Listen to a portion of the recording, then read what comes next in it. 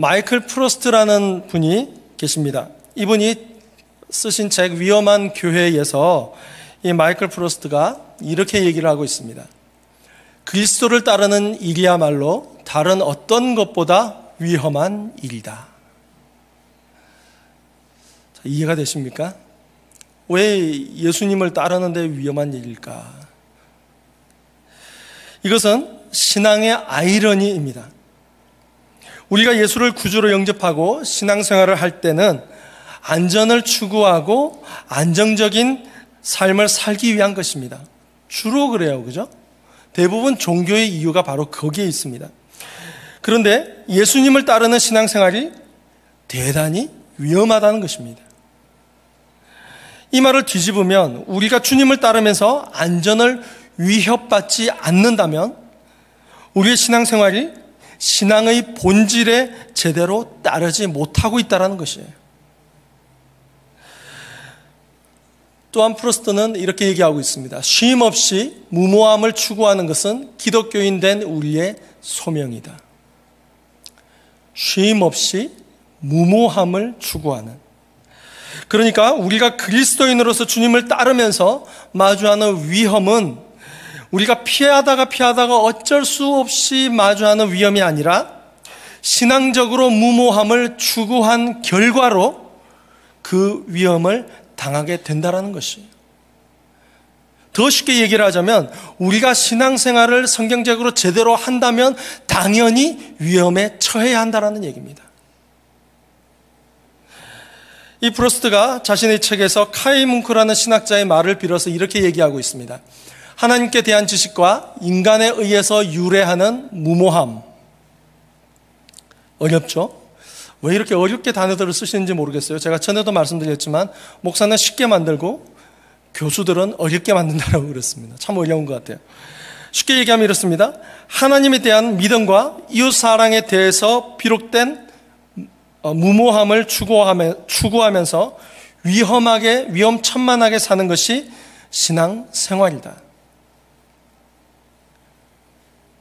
더 쉽게 얘기하자면 하나님을 믿으면서 이웃사랑을 위해서 우리가 뭔가를 노력할 때 그냥 평범한 노력이 아니라 무모할 정도로 노력할 때 그때 다가오는 위험, 그 위험을 누리며 사는 것이 신앙생활이라는 거예요. 신앙생활. 우리가 평소에 알고 있던 신앙생활과는 좀 많이 다를 겁니다. 오늘 본문은 하나님을 믿고 따르는 것이 본질적으로 얼마나 위험하고 불안정한 일인지를 잘 가르쳐주고 있는 교과서적인 본문입니다. 하나님께서 아브라함에게 이렇게 말씀하셨습니다.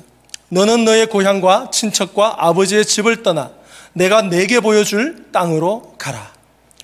오늘날 우리가 이사하기는 참 쉽습니다. 그런데 이 당시는요, 한번 집을 이동하는 것이 굉장히 어려울 때입니다.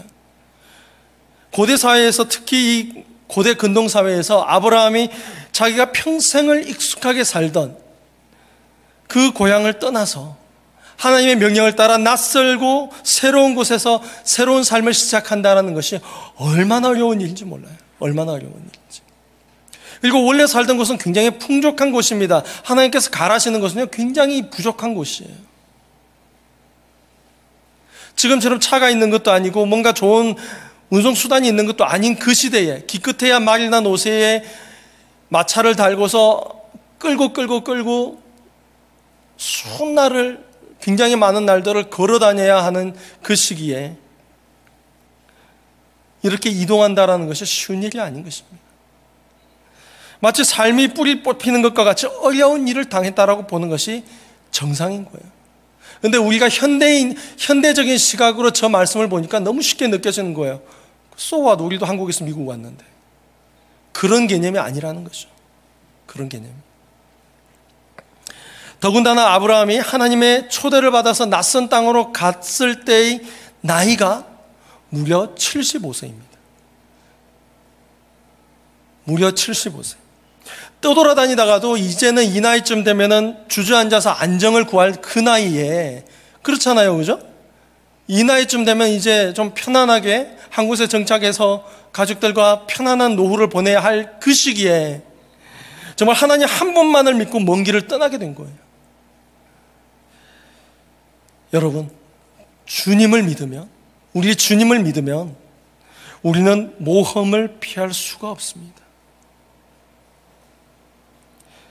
여러분들 어떻게 생각하십니까? 신앙생활을 제대로 하고 있다면 신앙생활이 왜 이렇게 힘들어요? 정말 힘들어요. 이렇게 하는 것이 정상입니다. 힘들기 때문에 서로에게 의지하고 서로 마음을 합치고 합하고 돕고 하는 것이 그리스도인의 신앙생활인 것이에요. 그런데 그러지 못하는 것이 왜일까요? 편하니까, 도움이 필요 없으니까. 왜 힘들어야 하냐면 주님의 말씀을 따라서 세상 사람들과 다른 삶의 방식으로 삶을 살아내어야 하기 때문에 그렇습니다. 그것이 만만한 일이 아니거든요. 만만한 일이. 신앙생활을 하기 전에는 그럭저럭 안정적인 삶을 살 수가 있습니다. 여러 사람들과 두루 어울리면서, 세상 사람들과 두루 어울리면서 모임도 가지고 파티도 하고 여러 가지 모습으로 두루 지낼 수가 있습니다. 그런데 신앙생활을 딱 시작하고 나서 보니까 저 자리에는 술이 있네? 조금 피해야 되지 않을까? 그죠? 저 자리에 가면은 왠지 안 좋은 얘기들만, 부정적인 얘기들만, 세상적인 얘기들만 하는 것 같아. 이러다 보면 삶이 뒤죽박죽 되는 것처럼 느껴지게 되어 있습니다. 이게 당연한 거예요. 이게 신앙의 올바른 궤도에 들어갔다라고 볼 수 있는 것입니다. 그런데 우리는 박해 시대가 아니다 보니까 지금도 북한이라든지 무슬림 지역 그 나라들 보십시오. 들어가서 무슬림 지역 그 사우디아라비아나 이런 데 가서요, 예수님 전도하면 바로 죽지는 않겠지만 바로 잡혀갑니다. 북한에서 최근 들어서 기독교 신자들을 잡아 죽이기에 이 열을 올렸다라고 그래요. 최근 들어서. 얼마 전에 나온 소식이에요. 뉴스에. 우리가 그런데 살지 않고 있다 보니까 이게 이 신앙생활이 참 위험한 거다. 나의 삶의 기초를 흔드는 정말 위험한 거다. 이런 느낌을 받지 못한다라는 겁니다. 우리가 너무 편하게 살고 있거든요. 왜 그럴까요? 왜 이렇게 편하게 살 수 있을까요? 왜냐하면 우리가 예배를 통해서, 말씀을 통해서, 여러 가지 경로를 통해서 아무리 주님께서 엄청난 말씀을 우리에게 하시더라도 우리가 성경을 읽을 때나 말씀을 들을 때나 우리 안에 필터가 있어가지고 정말 적당히 걸러버리고 듣기 때문에 그래요. 오늘 말씀도 사실은 좀 무거운 말씀입니다. 제가 전달하고자 하는 메시지가. 아마 여러분들 이제 예배 마치고 식당에 가서 밥 먹으면서 다른 건 다 잊어버리고 그래 무슨 말이었지? 이러실지도 모르겠어요. 우리 안에는 필터가 있어서요, 내가 듣고 싶은 것만 듣고 듣기 싫은 말은 듣지 않는다라는 겁니다. 나한테 맞지 않다라고 생각되면 듣지 않는다라는 얘기예요. 받을 만한 만큼만 받고 전혀 위험하지 않은 신앙생활만 하기 때문에 우리가 오늘날 전혀 위험을 느끼지 못하며 신앙생활을 하고 있다는 것입니다. 한마디로 각자 다 알아서 신앙생활 하시는 거예요. 다 알아서. 우리가 주님께서 제자들을 부르실 때의 그 모습을 봐야 됩니다. 주님께서 길을 가다가 제자들을 부르십니다. 베드로와 안드레 형제를 부르셨어요. 그러니까 이 베드로와 안드레는 어떻게 했습니까? 그들이 곧 그물을 버려두고 예수를 따르니라. 저는 사실 여기서 참 쇼킹했거든요. 곧 그물. 예수님께서 또 가시다가 안드레와 야고보와 요한 형제를 부르셨어요. 그러니까 이들이 또 이렇게 반응하고 있습니다. 그들이 곧 배와 아버지를 버려두고 예수를 따르니라.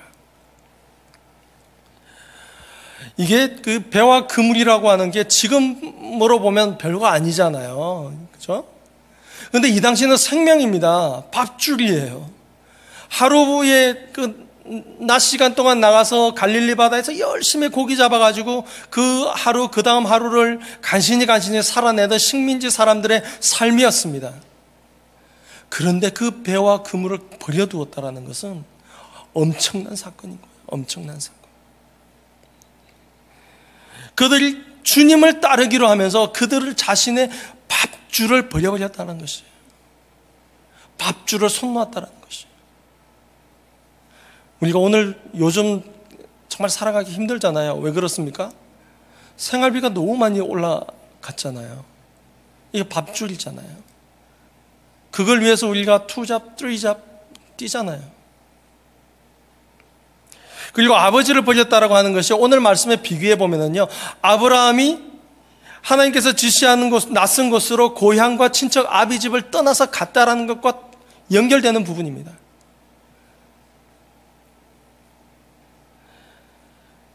아브라함의 고향 하란은요, 굉장히 풍부한 곳이었어요. 굉장히 물자가 넘치고 평온한 곳이었어요.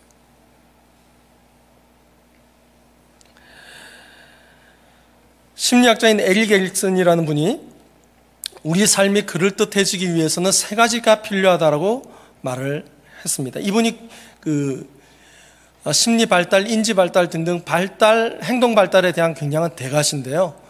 에릭 에릭슨 쳐보시면 발달 8단계 이런 굉장히 많이 나옵니다. 이분이 이런 얘기를 했어요. 정말 인간의 삶이 그럴듯해지기 위해서는 일과 놀이와 사랑, 이 3가지가 있어야 그럴듯해진다는 거예요. 그렇죠? 생각해보면 일과 놀이와 사랑이 있어야 좀 그럴듯해집니다. 우리는 신앙인이니까 여기다 하나 더 더하면 좋을 것 같아요. 신앙. 그러니까 우리로서는 일과 놀이와 사랑과 신앙이 있으면 우리의 삶이 정말 남보기에 그럴듯해지는 거예요. 안정적인 직장, 충분히 즐길 수 있는 어떤 놀이기구 또는 그런 것들, 또 사랑하는 가족과 이웃과 그리고 하나님을 향한 신앙, 이 정도면 남보기에 정말 그럴듯한 그리스도인일 거예요.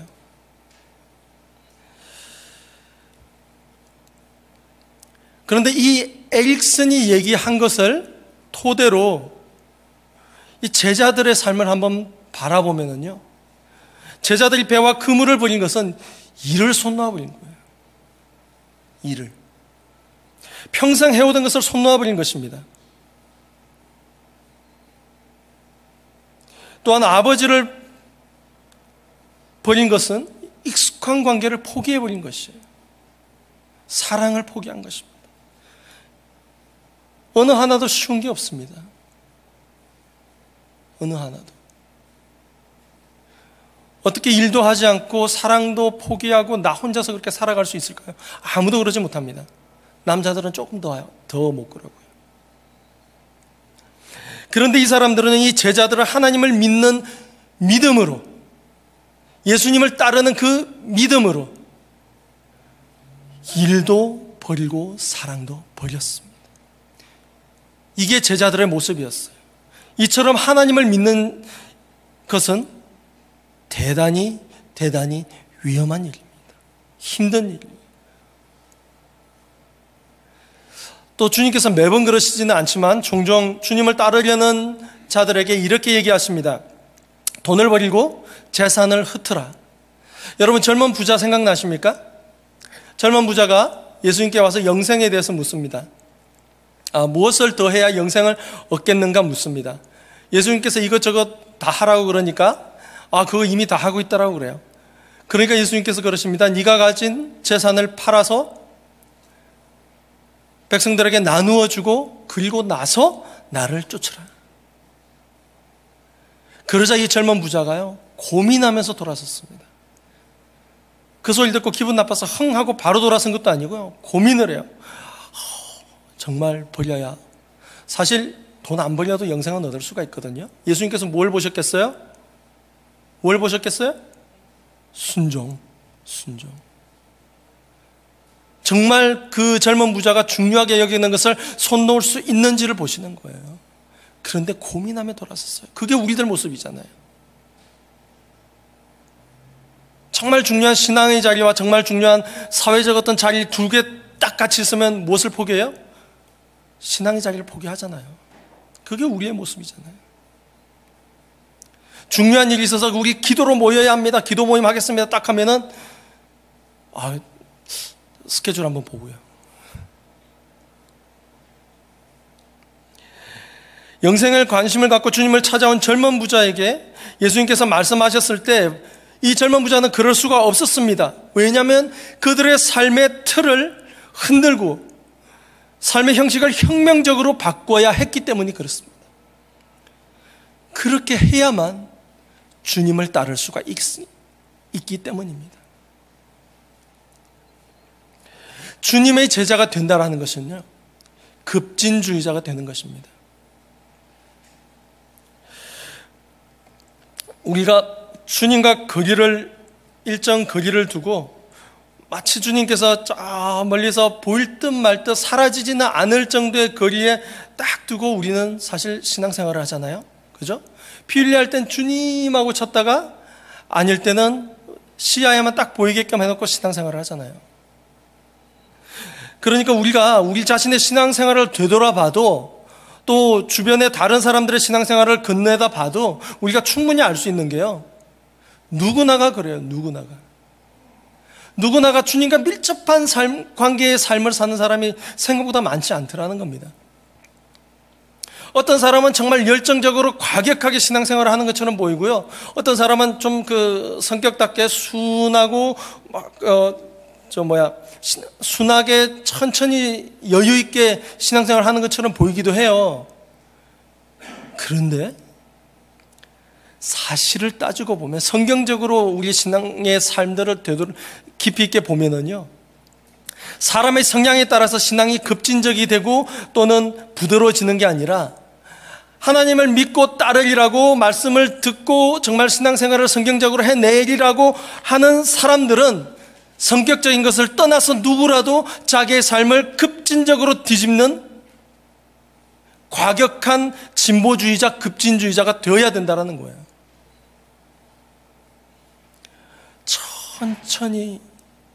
천천히 말씀은 그렇게 요구하고 있지 않습니다.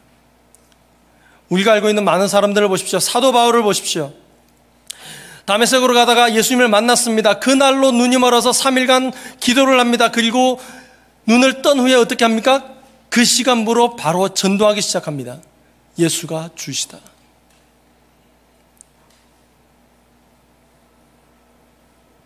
이디오피아 관리가 예배드리러 왔다가 돌아가면서 말씀을 이해하지 못했을 때 빌립 지사를 만납니다. 그리고 말씀을 이해한 순간 그 자리에서 바로 세례를 받았어요. 그 자리에서 내가 왜 못 받겠냐 그러면서 바로 세례를 받았습니다. 신앙은 급진적인 것입니다. 그 순간 결정하고 뒤집는 거예요. 천천히 때가 되면 하겠지가 아니라는 것입니다. 성경에 이런 예들이 굉장히 많이 나옵니다. 그 중에 대표적인 사람이 삭개오입니다. 삭개오는 이 일에 철저하게 성공한 사람입니다. 식민지 시대에 로마에 빌붙어서 세무수장이 되어가지고 부를 축적했던 사람이에요. 이 삭개오는 다른 이스라엘 백성들에게 손가락질 받으면서 사회적으로 소외됐지만 그가 살아남는 방법은 그렇게 세무수장이 되어서 부를 축적하는 것밖에 없었다라는 겁니다. 생각해 보십시오. 그것도 하루 이틀 만에 됐겠습니까? 여러 날 걸려서 천천히 어느 날 조금 변하고 어느 날 조금 변하고 그랬겠습니까? 아닐 거예요. 어느 날 결정했을 겁니다. 아, 이래서는 안 되겠구나. 내가 저 사람들한테 빌어붙어서라도 부를 모아야겠다. 돈을 모아야겠다. 결정하지 않았겠습니까? 그리고 이 삭개오가 이제 주님을 만났습니다. 뽕나무 위에 올라갔을 때 주님께서 찾아오셨어요. 그리고 댁에 모셔갔습니다. 그 집에서요, 예수님께서 말씀하시지도 않았는데 삭개오는 자기 재산의 절반을 백성들에게 나누어 주겠다고 고백합니다. 그 즉시로 그의 삶이 가장 중요한 것을 놓아버리는 거예요. 삭개오가 무엇 때문에 살아왔습니까? 돈 때문에 살아왔지 않습니까? 돈을 모으기 위해서 그토록 욕을 먹고 그토록 외면당하면서 살아왔지 않습니까? 그런데 그 돈을 놓아버리는 것입니다. 예수님을 만나는 것은 이렇게 급진적인 것입니다. 씨름으로 말하자면 한판 뒤집기예요. 한판 뒤집기. 아마 한국에서 오신 분들은 옛날에 보신 씨름 기억나실 거예요. 일절이 몰리고 있다가도요, 한순간 획 뒤집어서 이겨버리는 것이 한판 뒤집기입니다. 그 중에 제일 유명한 게 꼭지 뒤집기라고 밑으로 쏙 들어가서 완전히 엎어버리는 거 있어요. 나시나요? 한판 뒤집기 하면요, 구경하는 구경꾼들도 환호를 지릅니다. 얼마나 멋있는지 몰라요. 인생이 그런 것입니다. 신앙생활이 그런 것이에요. 주님을 따라 살기로 마음을 정하였으면요, 일거에 바꿔버리는 것이, 삭개오처럼 한 번에 뒤집어버리는 것이 신앙생활이라는 것입니다. 예수님을 만나서 그분을 따르는 것이 이처럼 참으로 겁나는 것이에요. 바꾸는 게 쉽지 않잖아요.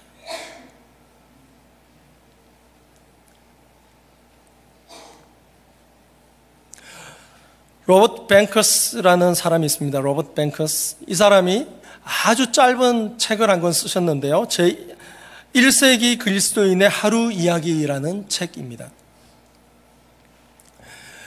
이 책의 부제가 바로 책 밑에 있어요. 굉장히 짧은 책이에요. 작은 양이 얼마 안 되니까 만약에 기회가 되시면 한번 구입해서 보시면 좋을 것 같습니다.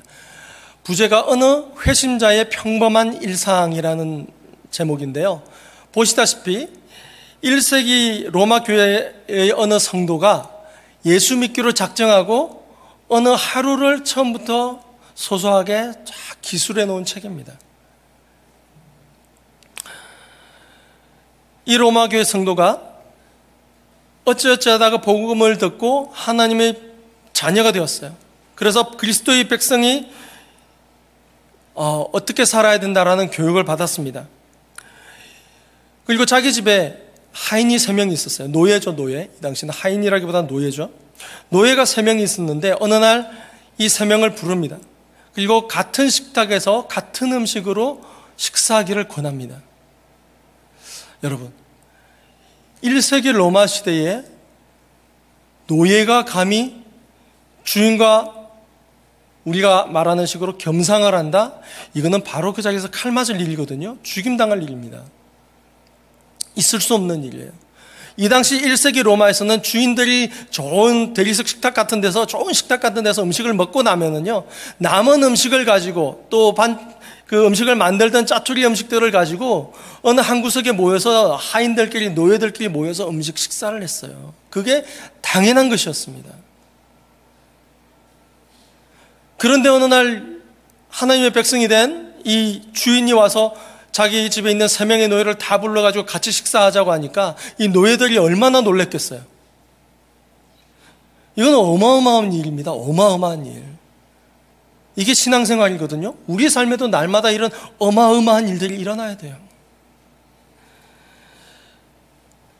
당시의 신앙적인 가르침이 그러니까 이 로마 1세기 로마 성도가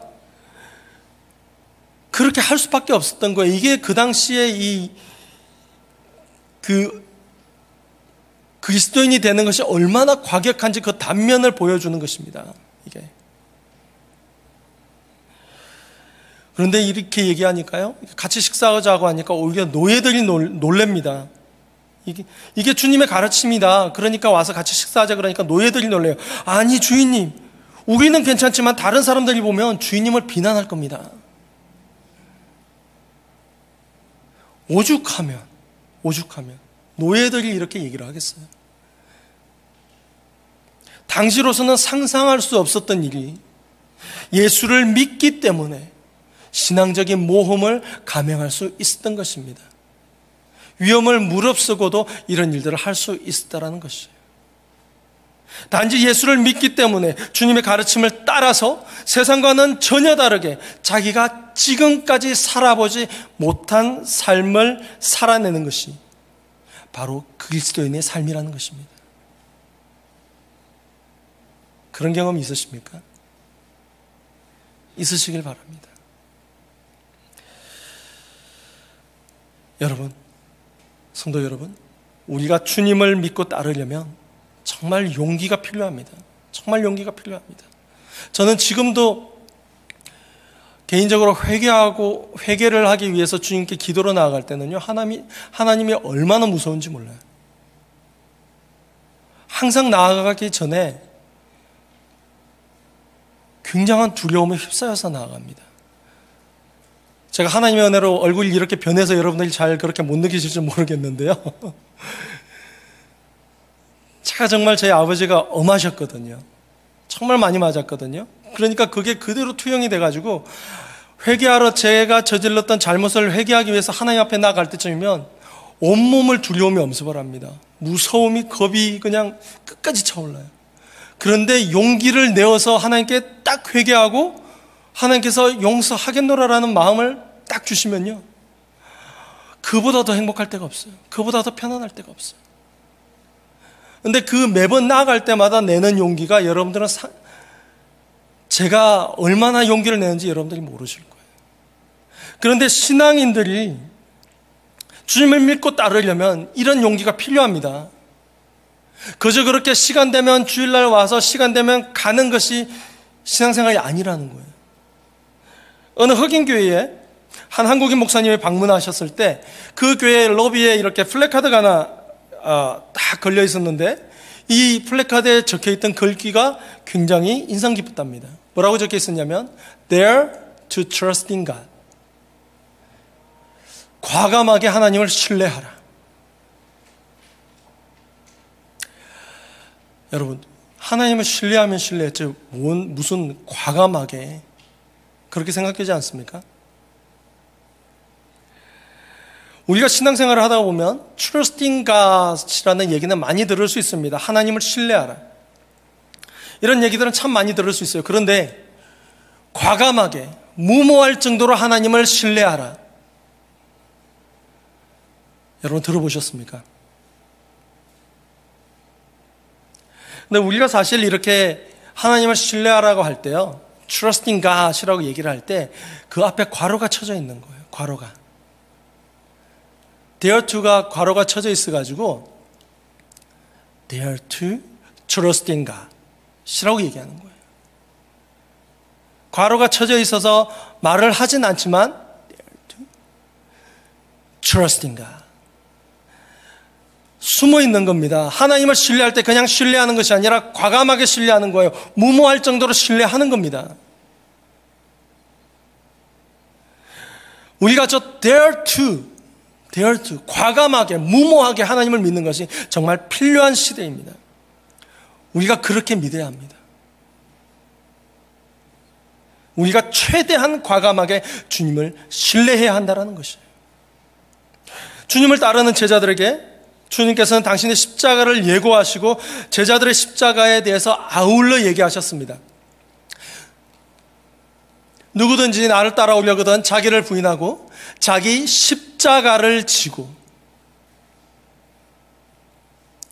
나를 따를 것이니라. 십자가가 뭐예요? 죽음의 틀입니다. 단순히 무거운 짐을 뜻하는 게 아니에요. 예수님께서 지셨던 그런 흔적이 아닙니다. 우리 또한 십자가에 죽어야 된다는 거예요. 십자가의 죽음을 각오하지 않고서는 제대로 된 주님의 제자가 될 수 없다라는 것이에요. 우리가 편안하게 신앙생활하는 것이 잘못됐다라는 겁니다. 무언가 잘못됐다라는 거예요.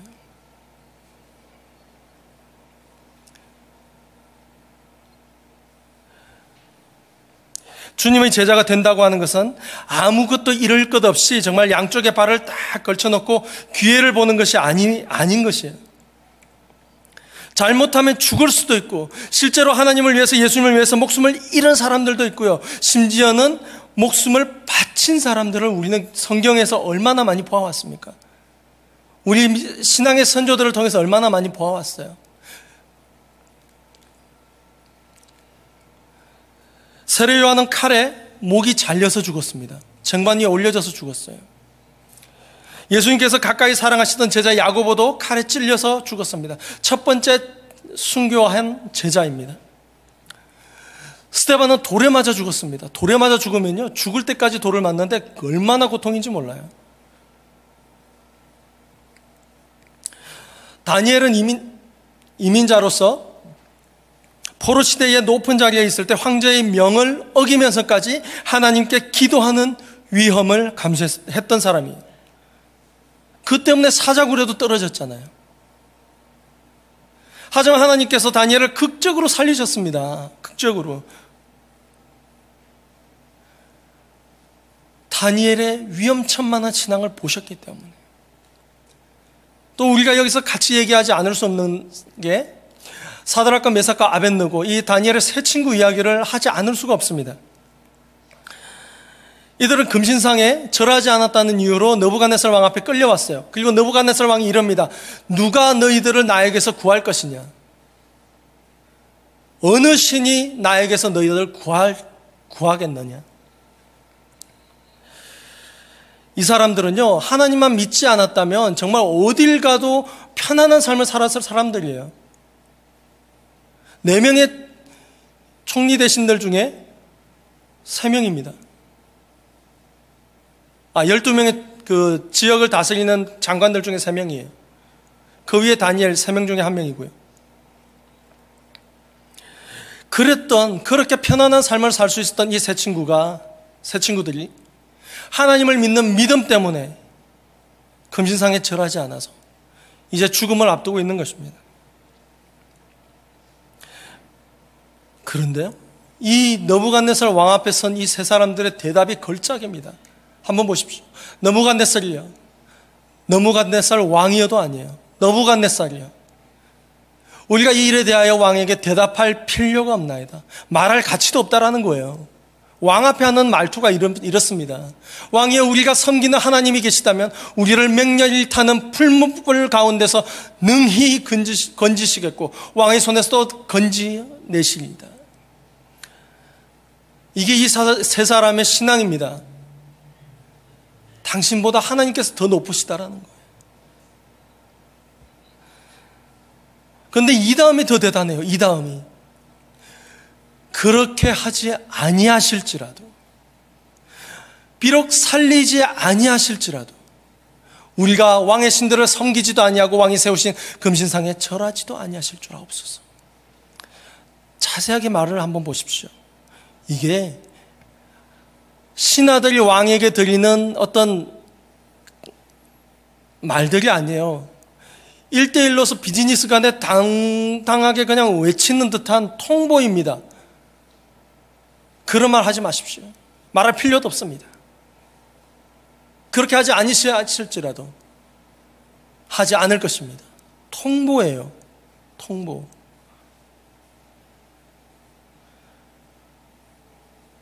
결국 이들은 7배나 뜨거운 풀불 속에 던져져 버리지 않았습니까? 그런데 이 3명이 들어갔는데 사진 그림 한번 보십시오. 4명이 있습니다. 한 명이 누굴까요?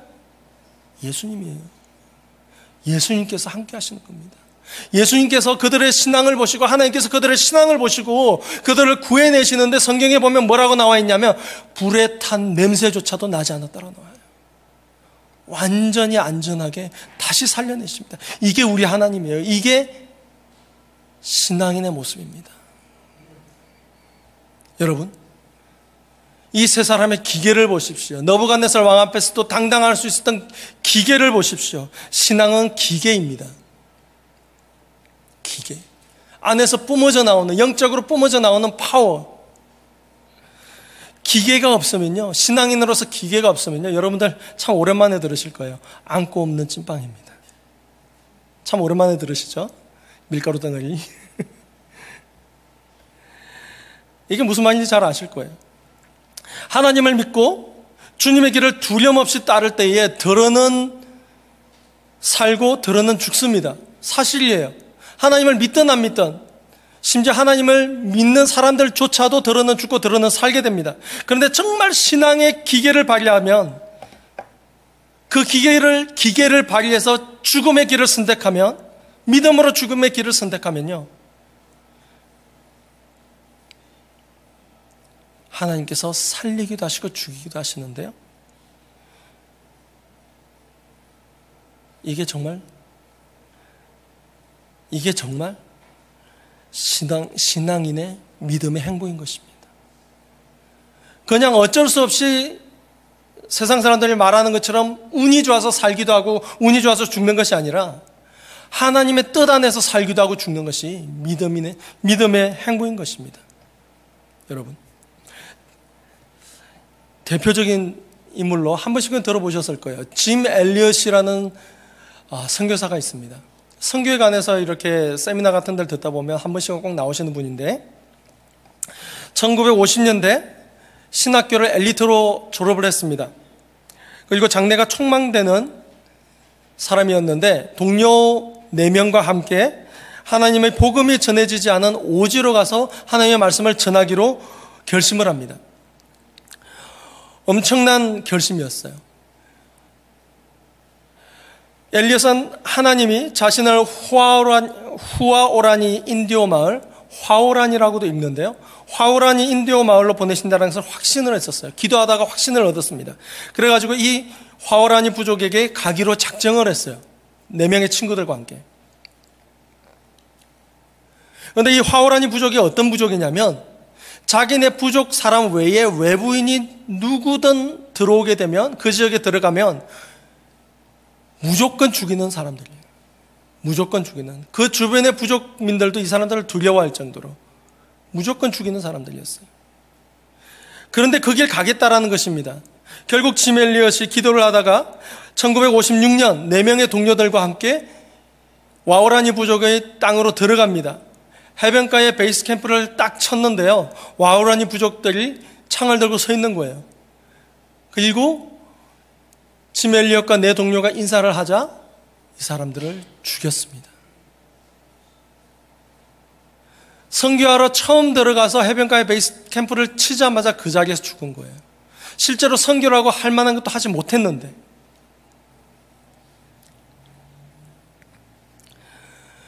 나중에 알게 된 사실이지만 이 5명 모두 다 총을 가지고 있었습니다. 그런데 아무도 총을 꺼내질 않았다고 그래요. 불시에 습격을 당해서 총을 안 꺼낸 것이 아니라 저들이 다 죽인다는 것을 알고서도 총으로 대항하지 않고 죽었다라는 거예요.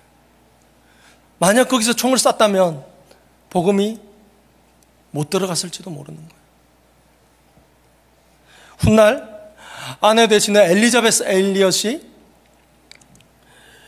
이 남편을 창으로 찔러 죽인 이 화오라니 원주민들에게 선교팀을 구성해서 다시 들어갑니다. 그런데 화오라니 부족들은요, 여자들은 죽이지 않아요. 그래서 여성으로 구성된 의료팀을 준비해가지고 처음에 그 땅으로 들어갑니다. 일정 시간이 지나자 이 원주민들이 이렇게 물었어요. 당신들은 어떻게 우리를 위해서 여기 와서 이렇게 수고하고 헌신합니까?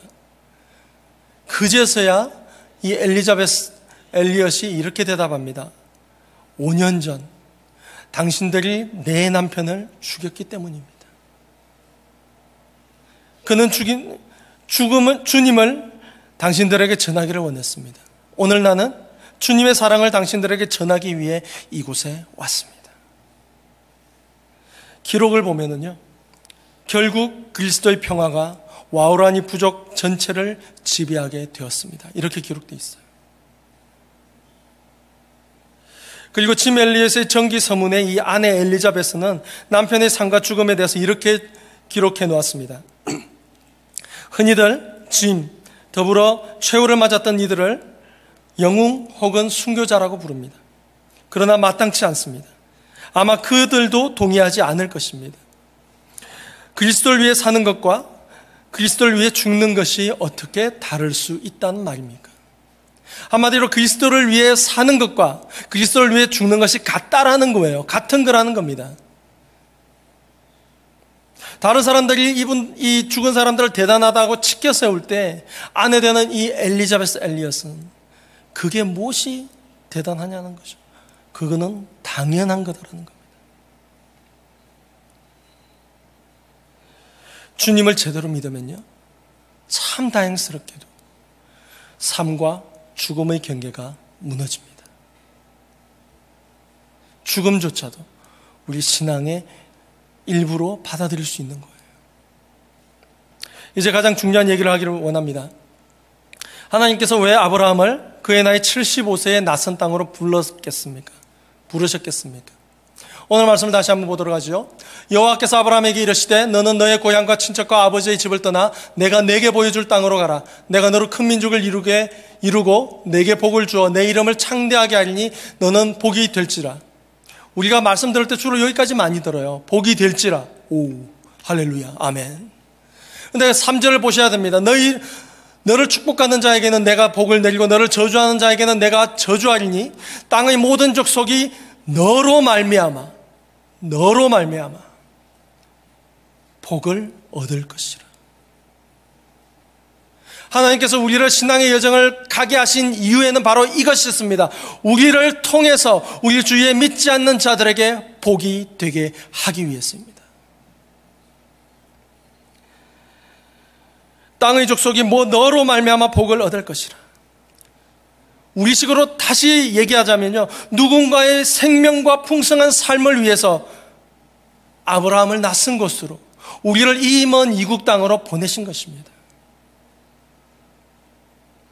아브라함은 75세 늙음하게 세상 모든 사람들에게 복이 되는 삶을 살기 위해서 낯선 인생을 시작했습니다. 힘든 인생을 시작했습니다. 말하자면 아브라함은 하나님의 부르심을 받고 선교적인 삶으로 전환한 것입니다. 신앙은 선교적인 하나님을 따라 나서는 일입니다. 하나님은 항상 선교적이세요. 항상. 주님을 제대로 믿으면 성공과 실패의 경계가 무너집니다. 성공이 중요하지 않고 실패가 중요해지지 않습니다. 우리의 믿음 생활이 위험할 정도로 무모해지지 않는다면 우리의 믿음은 위험에 빠진 것입니다.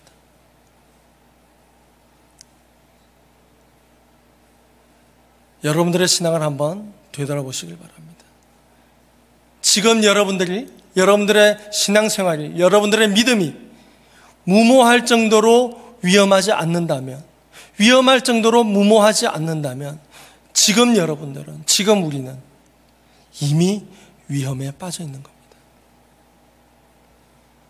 하나님이 75세의 아브라함, 잘 살고 있는 그 사람을 불러내어서 삶의 뿌리 뽑히는 어려움까지도 감수하게 하시면서까지 하나님께서 낯선 땅으로 부르신 이유는 다른 누군가의 풍성한 삶과 생명을 위한 것이었어요. 우리가 하나님을 믿고 하나님께서 주신 자원을 활용해서 누군가의 삶에 기여하는 삶을 사는 것이 당연하다는 거예요. 그런데 이거 사실 알고 계시잖아요. 알고 계시잖아요. 하나님께서 우리를 부르신 목적이 우리만으로 끝내는 것이 아니라 우리를 통해서 다른 사람을 복되게 하길 원하시라는 것을 알고 계시잖아요. 그럼 뭐가 문제일까요? 뭐가 문제일까요? 너무 우리의 수준이 상식적이라는 데 있습니다. 세상 사람들과 똑같다라는 데 있다라는 거예요. 하나님께서 성경을 통해서 우리에게 요구하시고 기대하시는 것은 우리의 삶이 신앙적인 수준으로 올라가기를 원하시는 거예요. 말씀으로 하나님의 뜻에 따라 어느 정도 올라가기를 원하시는 거예요. 그런데 우리는 이거를 바라는 것이 아니라 일반적인 수준을 원하는 거예요. 저 사람들과 똑같은 수준에. 그러다 보니까 우리가 거기서 그치는 거예요. 복 받는 것에서 거치는 겁니다. 위험한 것을 바라지 않고, 위험해지는 것을 바라지 않고요, 평온한 삶을 원하는 거예요. 다시 말하자면 무모할 정도로, 겁날 정도로, 삶의 기반이 흔들릴 정도로 우리는 세상과 구분되어져야 한다는 겁니다.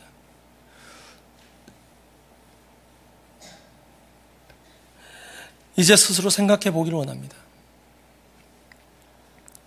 우리가 가진 믿음이라고 하는 것이 우리 삶의 기반을 흔들 만큼 그렇게 위험한 것인가? 주님을 향한 믿음이 우리 삶에 들어와서 우리 삶의 뿌리를 건드릴 만큼, 다른 삶의 방식을 강요할 만큼 무모한 것인가? 확인해 보셔야 됩니다. 무모하다면 옳은 겁니다. 무모하지 않다면 우리는 지금 위험에 있는 겁니다. 우리는 너무나 안전한 신앙생활을 바라고 있습니다. 그리고 그런 안전한 신앙생활을 하고 있어요. 지금 시대가 박해가 없어서 편하다 이런 얘기를 하는 게 아닙니다. 평화 시기에 아무 일도 없는 것처럼 보일 때 우리의 삶의 기초를 흔들 만큼 우리의 믿음이 우리 삶을 도전하게 하고 있는가를 돌아봐야 한다는 거예요. 그래서 우리 외부의 사람들이 우리 올리브 장로교회 성도님들을 볼 때, 저 올리브교회 성도들은 정말 무모해. 정말 무모해. 그런데 저게 진짜야. 그런 말을 들을 수 있기를 간절히 소원합니다. 이게 우리는 잘 몰라요. 그런데 세상 사람들이 더 잘합니다. 세상 사람들이. 저 사람들이 진짜 신앙생활을 하고 있는지 하지 못하고 있는지를요, 세상 사람들이 더 분명하게 구분해냅니다. 왜냐하면 저들은 우리와 전혀 다른 삶을 이미 살고 있기 때문에, 자기들과 똑같은 삶을 사는 우리를 보면서 다르다고 못 느끼기 때문에, 그래서 성경적인 삶, 정말 무모하고 어렵고 위험한 신앙생활을 하는 그리스도인들을 볼 때 우와, 저들은 진짜야 라고 대답을 하는 거예요. 그래서 안디옥 교회에서 그리스도인이라 불리기 시작한 겁니다.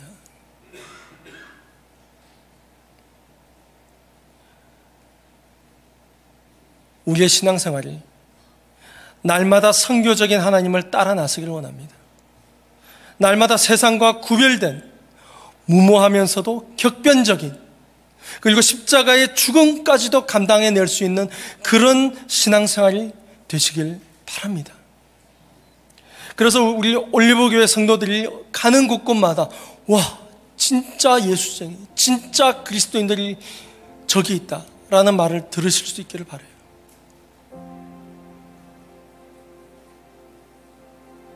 위험한 믿음, 위험천만한 믿음을 소유하시는 저와 여러분들이 되시기를 주님의 이름으로 간절히 소원합니다. 기도하겠습니다.